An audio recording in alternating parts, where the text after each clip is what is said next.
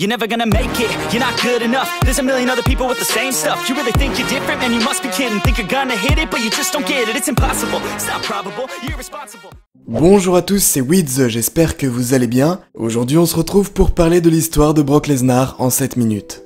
Brock Lesnar a eu une enfance plutôt correcte où il va grandir paisiblement avec ses deux parents, ses deux frères et sa sœur. Tout va commencer pour Brock Lesnar lorsqu'il était au lycée. En effet, il va débuter la lutte et sera étonnamment doué dans ce sport, à un tel point qu'il va rapidement rejoindre le Bismarck State College, où durant l'année 1998, il va carrément remporter le championnat national des juniors. Il rejoindra par la suite l'université du Minnesota et y gagnera en 2000 un autre championnat de lutte. Ces victoires ne seront pas passées inaperçues puisqu'en juin de cette même année, il va directement signer un contrat au sein de la WWF, donc la WWE de l'époque. Lesnar rejoindra la Ohio Valley Wrestling, qui était une fédération dirigée par la WWE et ayant pour but de former ses futurs catcheurs. Brock Lesnar a ainsi appris tout du catch là-bas et va notamment faire équipe avec Shelton Benjamin pour y gagner 3 fois le titre de champion par équipe. Ses performances sont bien plus aux officiels et Lesnar pourra alors rejoindre en mars 2002 le roster principal. Il arrivera lors d'un Raw pour attaquer Spike Dudley, Maven et Al Snow pendant qu'ils disputaient un match.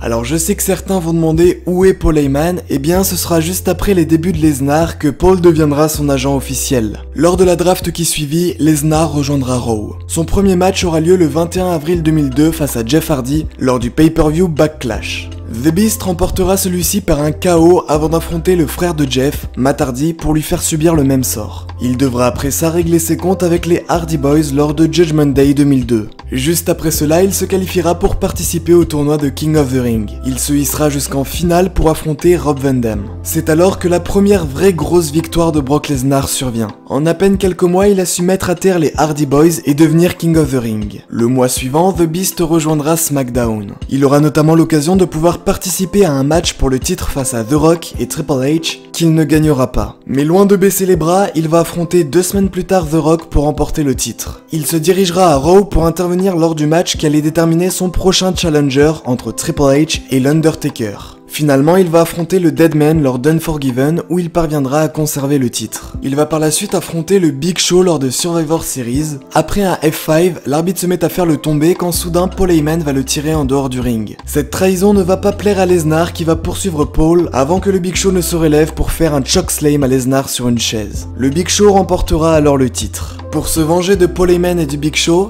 Lesnar va permettre à Kurt Angle de remporter le titre lors d'un match face au Big Show, mais Heyman ne va pas apprécier cela et deviendra le manager de Kurt Angle, et des hostilités vont alors naître entre Angle et Lesnar. Lors du Royal Rumble qui suivit, Brock rentrera en 29e position et remportera ce dernier. Il pourra alors affronter Kurt Angle lors de WrestleMania 19 et regagnera son titre. Il le perdra à nouveau dans un triple threat match comprenant Kurt Angle et le Big Show lors du pay-per-view Vengeance. Ce sera d'ailleurs Kurt Angle qui le remportera. L'année suivante, il tournera autour du titre en continuant notamment des rivalités face à Kurt Angle. Au final, il va gagner le titre dans un Iron Man match d'1 heure. Il perdra son titre à No Way Out 2004 et enchaînera sur un match face à Goldberg lors de WrestleMania 20 où il va perdre. Après ce match, Lesnar va s'écarter de la WWE pour se concentrer sur la Ligue nationale de football. Malheureusement, il ne réussira jamais à percer dans ce sport et décidera de reprendre le catch en rejoignant la NJPW.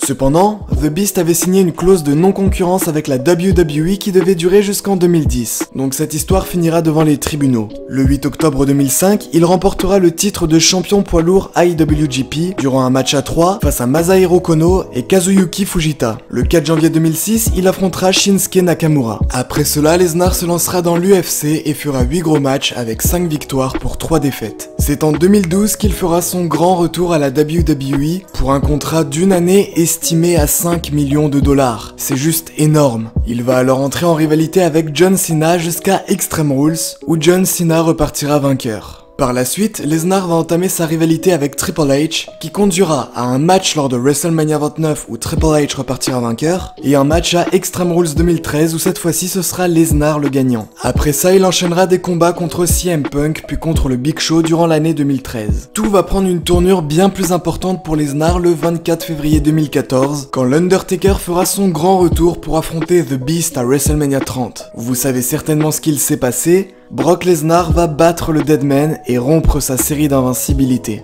À partir de cette période, Lesnar va se faire de plus en plus absent. Lors du SummerSlam 2014 qui suivit, il va affronter une nouvelle fois John Cena et va gagner le titre de champion du monde poids lourd. À WrestleMania 31, il va affronter Roman Reigns en mettant en jeu son titre, mais Rollins interviendra à la fin pour cash in sa mallette et remporter la ceinture. Durant l'année 2016, nous allons le voir notamment au Royal Rumble et à WrestleMania 32 en affrontant Dean Ambrose dans un combat gagné par The Beast. Lors du SummerSlam qui va suivre, Brock Lesnar affrontera la vipère Randy Orton avant de gagner par TKO. Après ça va arriver la période Lesnar-Goldberg qui durera de la fin 2016 jusqu'à une grosse partie de 2017. Et à WrestleMania 33, il remportera le titre de champion universel. Il va alors entamer son très long règne, qui durera 504 jours, donc c'est bien évidemment le record avec cette ceinture. Il va perdre face au Big Dog Roman Reigns lors de SummerSlam 2018. Et là, c'est le drame. Déjà qu'il venait tout juste de sortir de 504 jours de règne, que tout le monde en avait marre, Lesnar redevient champion grâce au titre laissé vacant en battant Braun Strowman à Crown Jewel. On devra alors attendre WrestleMania 35 pour voir Rollins arracher le titre à Lesnar. The Beast reviendra par surprise durant Money in the Bank pour récupérer la mallette à la toute fin du match. C'est lors d'Extreme Rules 2019 qu'il encaissera sa mallette face à Seth Rollins pour obtenir une troisième fois le titre universel, avant que l'architecte ne le récupère lors du SummerSlam 2019. Depuis le 17 septembre, Lesnar est revenu à SmackDown en faisant face à Kofi Kingston. La rivalité est en cours entre les deux catcheurs, et lors du premier épisode de SmackDown sur la Fox, diffusé en Amérique ce mardi, Lesnar aura sa chance pour battre Kofi Kingston.